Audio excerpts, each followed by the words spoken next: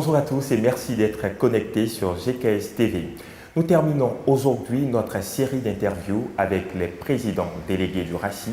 Et pour ce faire, notre invité aujourd'hui se nomme Aïdje Eric. Il est le président délégué chargé de la mobilisation et de la promotion de la jeunesse au sein du Rassemblement pour la Côte d'Ivoire. Bonjour et bienvenue sur notre plateau. Bonjour, c'est moi qui vous remercie. Alors, dans l'intitulé de votre titre, nous avons mobilisation et promotion.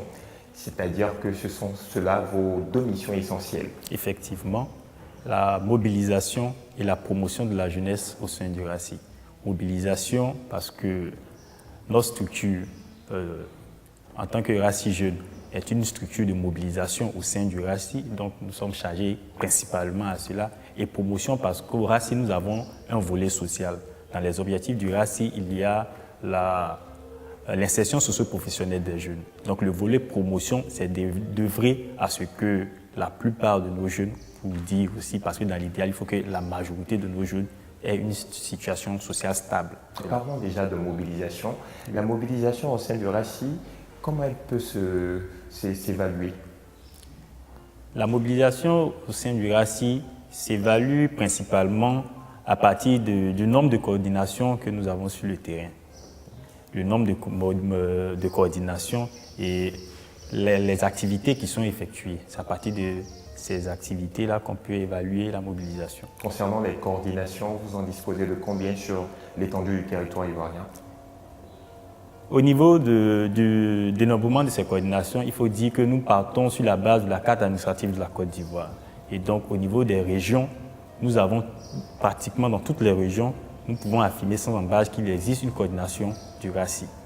Dans la plupart des communes, nous en avons également et dans les sous-préfectures parce que nous allons, comme je l'ai dit, sur la base de la carte administrative de la Côte d'Ivoire. Donc le nombre de régions en Côte d'Ivoire équivaut au nombre de coordinations régionales, départementales et ainsi de suite. Hormis le volet coordination, vous parlez aussi du fait que vous menez plusieurs activités.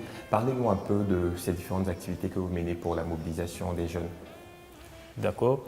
Parler des activités que nous menons pour la mobilisation des jeunes, je crois que ce sont les activités du Bureau national de la jeunesse. Parce qu'en début d'année, nous avons une matrice d'action. Et comme le président l'a dit déjà, et qui a fait l'énoncé de la matrice d'action et des activités menées par le Bureau national, je crois que revenir dessus, c'est là encore me répéter. D'accord, mais vous, en tant que délégué, principalement, certes, il y a la matrice d'action qui est là, mais vous êtes chargé de mobiliser les jeunes. Comment est-ce que vous les mobilisez à venir assister à ces activités et à participer massivement? D'accord. Au niveau de la mobilisation de la jeunesse, cette question me permet de tirer le chapeau à nos coordinateurs jeunes qui font principalement le travail de mobilisation. Parce que c'est une délégation de pouvoir, ils vont dans les quartiers, ils vont dans les communautés pour mobiliser, pour susciter l'engouement au sein de la jeunesse. Et ces mobilisations-là sont perceptibles lors de l'organisation des AG éclatés ou bien des préconclaves qu'on organise généralement pour la jeunesse afin de tester le niveau de mobilisation de nos coordinations. Lors de votre dernière activité, si vous pouvez nous dire déjà c'était laquelle et autour de combien de membres est-ce que vous tourniez environ? Ok. La dernière grande activité du RACI Jeune, ça a été l'Assemblée générale constitutive du RACI Jeune, parce qu'avant, c'était coordination nationale chargée de la mobilisation de la jeunesse.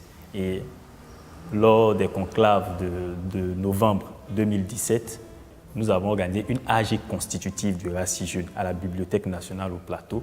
Et là, les vidéos en témoignent, la salle était archi-comble. Archi-comble. Oui. On n'a pas le nombre exact, mais elle était archi-comble. Oui, effectivement. D'accord. Partons du volet promotion maintenant. En quoi il consiste réellement? La promotion de la jeunesse renvoie principalement à l'objectif énoncé par le président Soro Kanigui d'aider à l'insertion socio-professionnelle des jeunes. Donc il s'agit maintenant à ce niveau de créer les stratégies, de trouver les moyens et de toucher les personnes capables d'aider nos jeunes à s'insérer socialement. Et vous avez réussi à toucher ces personnes-là depuis que vous êtes président délégué? Oui, depuis que nous sommes présidents délégués, nous avons réussi cette activité à plusieurs niveaux. Permettez-moi de ne pas citer des noms et de ne pas aussi indexer des personnes, mais nous avons réussi insérer faire plusieurs quelque jeunes chose. dans le Oui, tissu social. dans le tissu social. D'accord.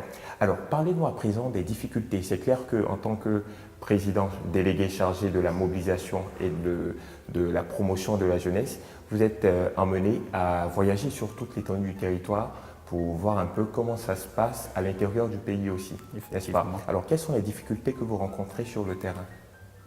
Oui. Dans l'application de la politique de mobilisation, d'implantation, des coordinations, il faut dire que, partant sur la base de la carte administrative de la Côte d'Ivoire, je l'ai dit, il est aisé d'aller dans un chef-lieu de région ou de département. Mais la difficulté, c'est de se rendre dans les zones un peu plus reculées. Les sous-préfectures, par exemple. Parce que les sous-préfectures sont des espaces assez grands, assez vastes. Et la mobilité, souvent, est très réduite. Il y a des zones aussi qui sont enclavées.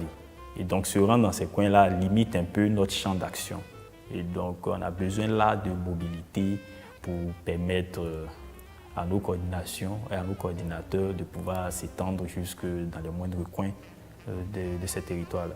Qu'est-ce que vous faites justement pour remédier à ce problème, à cette difficulté que vous rencontrez? À notre niveau, principalement, c'est l'implantation et la mobilisation. Et lorsque nous rencontrons des difficultés à ce niveau-là, la démarche que nous adoptons, c'est de contacter notre président national de la jeunesse, M. Cissé Dogo Lassina Katchenefwa, qui lui se fait fort maintenant de transmettre les préoccupations acquis des droits pour une résolution de la situation. Alors, lorsque vous implantez des coordinations dans une ville ou dans une localité, il vous arrive de faire le suivi. Effectivement. Comment est-ce qu'il se passe? En début d'année, le Bureau national de la jeunesse du RACI établit une matrice d'action. Et il est demandé aux coordinateurs dans chaque localité de nous envoyer une matrice d'action calquée sur le modèle pour ne pas s'écarter de la politique du mouvement. Donc on ne leur impose pas d'activité, c'est à eux de choisir en fonction de ce qu'ils voient aussi au niveau de leur localité. Effectivement, parce que la matrice d'action du Bureau national est générale, alors que celle qui va nous être envoyée par les coordinations, elle est adaptée à leur réalité. Voilà, donc on leur laisse la latitude de pouvoir dire, proposer ce qu'ils peuvent et ce qu'ils peuvent réussir effectivement. Et c'est à partir de cette matrice d'action-là qu'on essaie de suivre le travail qui est fait sur le terrain. Effectivement aussi, on leur demande de se référer au secrétariat général à qui ils doivent envoyer des rapports périodiques de leurs activités et des PV de leurs réunions pour qu'on puisse aussi faire le suivi de manière efficace. Vous arrive-t-il de faire parfois des visites inopinées dans ces différentes localités-là? Pas visite inopinée. Ou bien il faut toujours prévenir le coordinateur qu'on arrive pour une certaine question de courtoisie. Nous informons toujours de nos visites. Mais on peut parler du caractère inopiné en ce sens que le Bureau national peut appeler la coordination pour leur dire « bon, demain à 10h, on a une réunion », alors que demain dimanche, je prends un exemple, nous avons une réunion à 10h alors que nous sommes samedi à 23h. Ok, donc ça, il est obligé de se débrouiller. Voilà, donc s'il a des membres actifs, s'il est lui-même actif, là déjà, il n'aura pas de problème à mobiliser. Mais si c'est plutôt du remplissage, là, on peut vérifier rapidement. On voit donc que c'est un aspect assez méticuleux, un travail assez méticuleux et très pointueux que vous faites. En tout cas, bonne continuation à vous. On va terminer à présent cette interview en vous permettant de choisir 3 mots, 3 qualificatifs selon vous, qui correspondent à votre mentor, Guillaume Soro. Définir ce grand homme d'État qu'est le PAN.